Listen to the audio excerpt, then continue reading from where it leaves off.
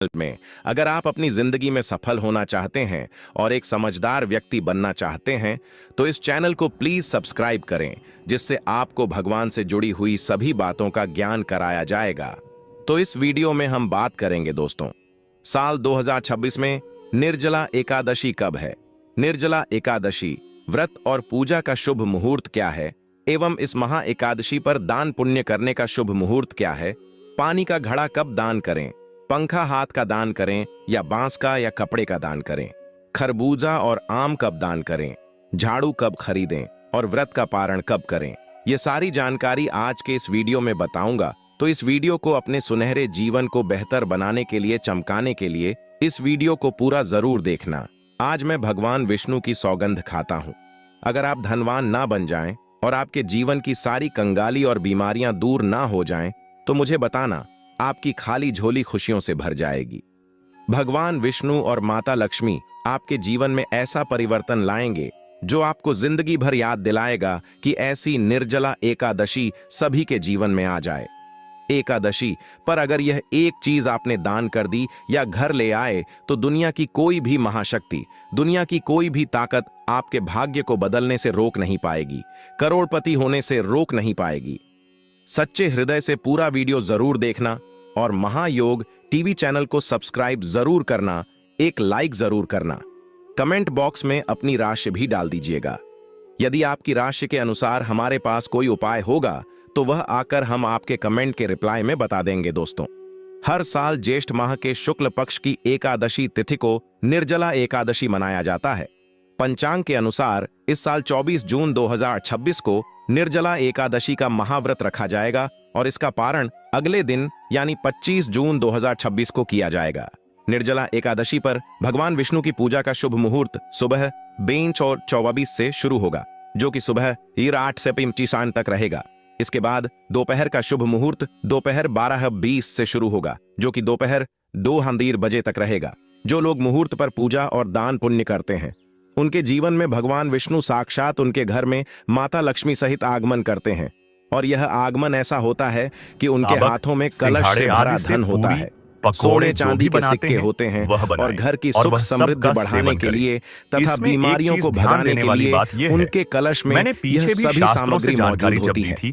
वर्णन बताया था, इसीलिए मुहूर्त पर ही दान और एकादशी पूजा का जो करें। पुण्य है ना, जो लोग वो उसके मुहूर्त पर नियम पालन करते हैं आप कितना तो उनके कठिन व्रत जीवन कर में रहे कई हैं। लाख गुना जितने अधिक बढ़कर कठिन नियमों धन, का पालन ऐश्वर्य, करते हुए सुख, व्रत करते समृद्धि, हैं, धन उतना संपदा, अधिक पुण्य उत्तम प्राप्त जीवन होता है। साथी और आपका कार्य पुण्य जो क्षेत्र है में बढ़ोतरी वह होती आपके है। आहार के अनुसार संतान घटता चला उत्पत्ति जाता के है। साथ जो आप संतान का सामान्य भविष्य एकादशी भगवान में विष्णु सब तय कुछ करते खाते हैं। पीते माता जो व्रत लक्ष्मी करते तय हैं ना, करती है इससे और केवल आपके घर आपको की नींव 25% इन्हीं के हाथों पुण्य में ही आ प्राप्त जाती होता है। फिर लोग कहते हैं, इसलिए शुभ जी हम मुहूर्त इतने में समय से करें एकादशी कर रहे पूजा हैं। और दान।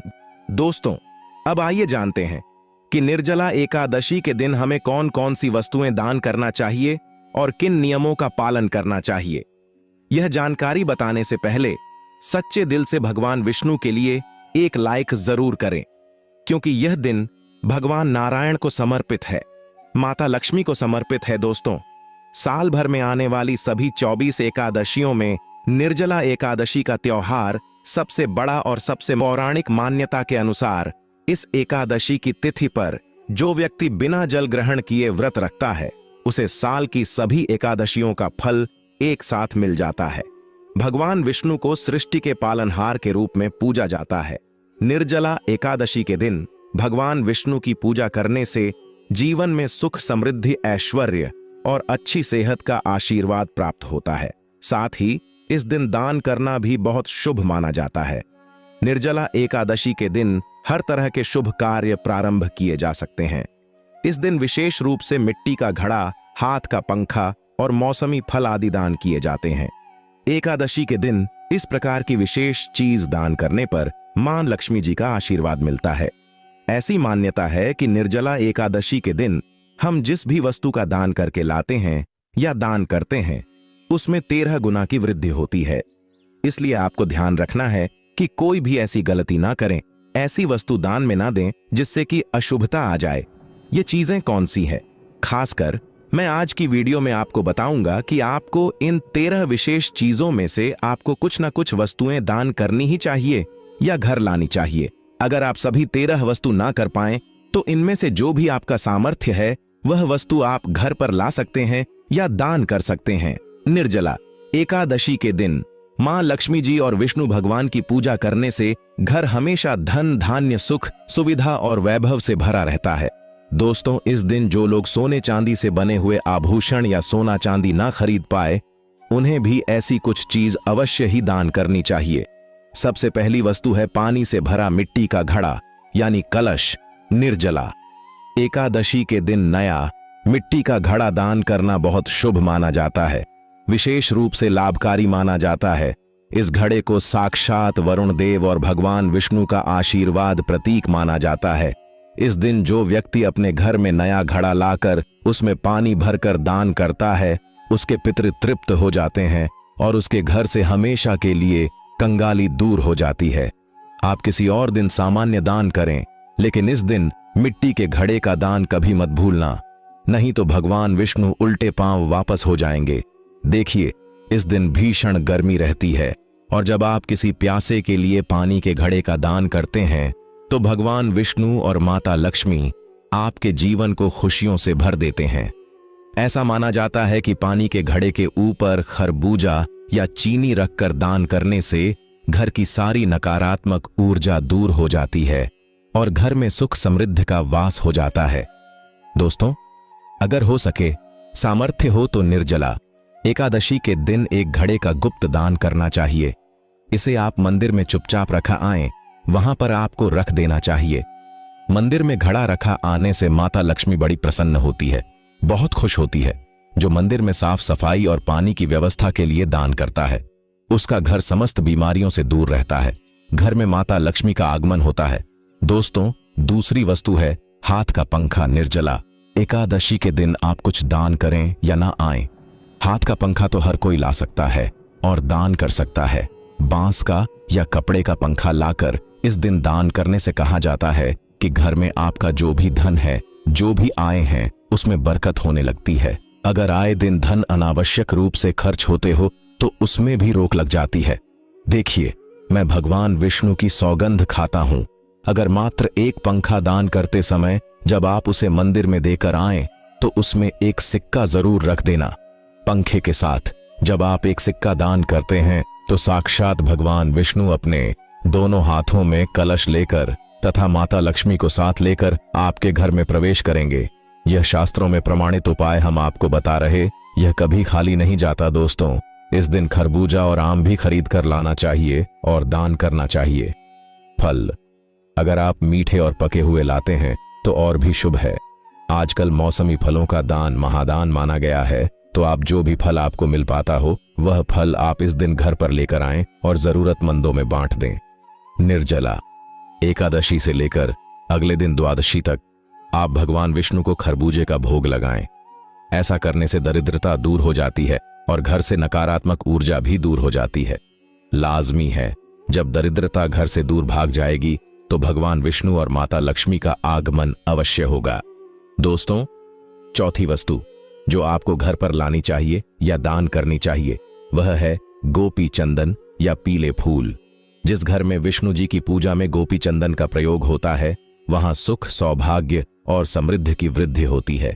चंदन घर पर रखने से वास्तु दोष भी कम होता है और घर परिवार में किसी भी सदस्य में आत्मविश्वास की कमी हो तो निर्जला एकादशी के दिन चंदन लाकर उनके हाथ से पूजा करवाकर फिर बाद में आपको इस चंदन को अपने मंदिर में रख देना चाहिए। ऐसा करने से जो भी संबंधित परेशानी है वह दूर हो जाती है। आपको यह सारी वस्तुएं मार्केट में पूजा वाली दुकान में बहुत आसानी से मिल जाएगी। हम गोपी चंदन जरूर लाते हैं अपने घर में और आप भी लेकर आएं। दोस्तों, पांचवी वस्तुएं हैं पीले रंग की कौड़ियां। कौड़ियां आपको सफेद, भूरी, पीलियां चितकबरी मिल जाएंगी, लेकिन आपको जो कौड़ियां लानी है वह या तो सफेद लेकर आएं या फिर पीले रंग की कौड़ियां लेकर आएं। कहते हैं जिस घर में कौड़ियां होती हैं वहां पर मां लक्ष्मी जी हमेशा वास करती हैं। कौड़ियां लक्ष्मी जी को आकर्षित करती हैं, इसलिए आज के दिन आप 5 या 11 कौड़ियां लाकर विष्णु पूजा में रखें और बाद में लाल कपड़े में बांधकर तिजोरी में रख दें। हमारे घर में भी कौड़ियां रखी हुई हैं और हम इनकी पूजा करते हैं। आज हम भी धन ऐश्वर्य से माला माल हो चुके हैं। माता लक्ष्मी ने हमें करोड़पति बना दिया है। आप भी कौड़ियों की पूजा तथा घर में कौड़ियां जरूर लेकर आएं, बहुत ही शुभ माना जाता है। दोस्तों, छठी वस्तु है श्री यंत्र या विष्णु यंत्र। श्री यंत्र खरीदते समय देख लीजिएगा कि उस पर सभी चिन्ह, सभी जो भी निशान होते हैं वह अच्छे से अंकित होने चाहिए। श्री यंत्र जिस घर में होता है, नियमित रूप से श्री यंत्र की पूजा जिस घर में होती है, वहां पर भी कभी धन का अभाव नहीं रहता। श्री यंत्र की उत्पत्ति को लेकर धार्मिक पुराणों में उल्लेख मिलता है कि इसके बिना लक्ष्मी जी की कृपा अधूरी है। इस दिन भूलकर भी लोहे की वस्तुएं या प्लास्टिक की चीजें दान में नहीं देनी चाहिए। अब लोहे में कौन कौन सी चीजें आती हैं, जैसे तीखी वस्तुएं या चाकू आदि, यह गलती से भी निर्जला एकादशी पर घर मत लाना। इससे राहु काल का कुप्रभाव बढ़ता है और बीमारियां भी घर में आ जाती हैं, क्योंकि एकादशी के दिन नियमों का पालन बहुत जरूरी है।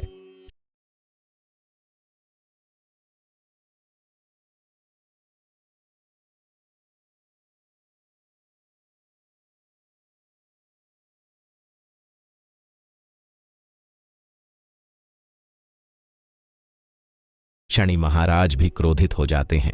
दोस्तों, 7वीं वस्तु है तुलसी का पौधा।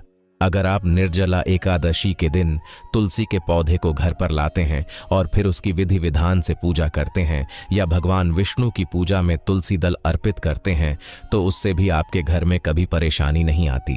किसी प्रकार का कोई अकाल मृत्यु का भय नहीं रहता, क्योंकि एकादशी दीपों और हरि पूजा का दिन होता है और इस दिन शाम को तुलसी के सामने घी का दीपक जरूर जलाना चाहिए। अगर आप चाहते हैं आपके घर में साक्षात मां लक्ष्मी जी का वास सदा बना रहे, पूरे वर्ष भर आपके घर में धन की कोई कमी न रहे, आपको कभी कर्ज लेने की नौबत ना आए, तो ऐसे में एकादशी की शाम को आप दीपक घर के अंदर और मुख्य द्वार पर जरूर जलाएं। ऐसा करने से भी मां लक्ष्मी जी का आशीर्वाद प्राप्त होता है। हम भी अपने घर में दीप अवश्य जलाते हैं। बहुत ही आनंद पूर्वक मां लक्ष्मी का आगमन होता है। दोस्तों, निर्जला एकादशी के दिन 8वीं जो वस्तु है वह आपको मिट्टी के दीपक और कपूर जरूर खरीद कर लाने चाहिए। मिट्टी के दीपक आप अपनी सामर्थ्य के अनुसार खरीद कर ला सकते हैं। अगर हो सके तो किसी जरूरतमंद को दान भी कर सकते हैं। 9वीं वस्तु है जो आपको खरीद कर लानी चाहिए, वह है लक्ष्मी जी और विष्णु जी की मूर्ति या तस्वीर। वैसे तो मिट्टी या धातु की मूर्ति ही घर पर लाना शुभ होता है। दोस्तों, मैं भगवान विष्णु की तथा माता लक्ष्मी की सौगंध खाता हूं। अगर आपने इस दिन लक्ष्मी नारायण की संयुक्त तस्वीर या मूर्ति अपने घर पर स्थापित कर दी और सच्चे दिल से अपने घर पर ले आए, तो आपको दुनिया की कोई भी ताकत महाधनी होने से रोक नहीं पाएगी। दोस्तों, अगर आपके पास पहले से ही मूर्तियां हैं तो आज जरूरी नहीं है कि आप नई मूर्ति खरीदें। धातु की मूर्तियां हैं तो हर साल आप मूर्ति ना बदलें, लेकिन उनकी सेवा और पूजा विधि विधान से करनी चाहिए। एकादशी के दिन खरीदी गई या स्थापित की गई मूर्तियों की पूजा आपको बड़े प्रेम से करनी चाहिए। मूर्तियां खरीदते समय ध्यान रखें कि भगवान विष्णु और लक्ष्मी जी बैठी हुई मुद्रा में हों, खड़ी हुई मुद्रा में लाई गई जो मूर्तियां होती हैं वह चंचल मानी जाती हैं। दोस्तों, अगर आप खड़ी मुद्रा वाली मूर्तियां लेकर आते हैं तो ऐसे में धन की कमी आपके घर में लगातार बनी रह सकती है। और आपको ध्यान रखना है कि जो मूर्ति आप लेकर आएं वह कहीं से भी खंडित ना हो, टूटी भी ना हो। भगवान विष्णु के हाथों में शंख, चक्र, गदा और पद्म होना चाहिए और लक्ष्मी जी की जो मूर्ति है वह कमल के फूल पर विराजित होनी चाहिए और उनके हाथ में सिक्के हो या फिर सिक्के गिरने वाली अवस्था में हो। ऐसी मूर्तियां घर पर लाना बहुत ही शुभ होता है। दोस्तों, बहुत से लोग आज के दिन अनजाने में प्लास्टिक की चीजें ले आते हैं, लेकिन आपको केवल मिट्टी की या फिर धातु की मूर्ति ही लेकर आनी चाहिए। अष्ट धातु की मूर्ति भी आप ला सकते हैं। दोस्तों, एकादशी के दिन आपको जो 10वीं वस्तु खरीदनी चाहिए वह है कुबेर यंत्र या विष्णु चरण पादुका। कुबेर यंत्र जिस घर में होता है वहां पर धन के देवता कुबेर का वास होता है। साथ ही मां लक्ष्मी जी भी वहां पर वास करती हैं। आपको उत्तर दिशा में ही धन कुबेर यंत्र की स्थापना करनी चाहिए। इस दिशा का सही निर्माण परिवार में समृद्धि और खुशियों को लेकर आता है। साथ ही अगर आपके घर में किसी तरह का कोई वास्तु दोष है तो वह दोष भी दूर हो जाएगा और व्यापार में आपके कारोबार में खूब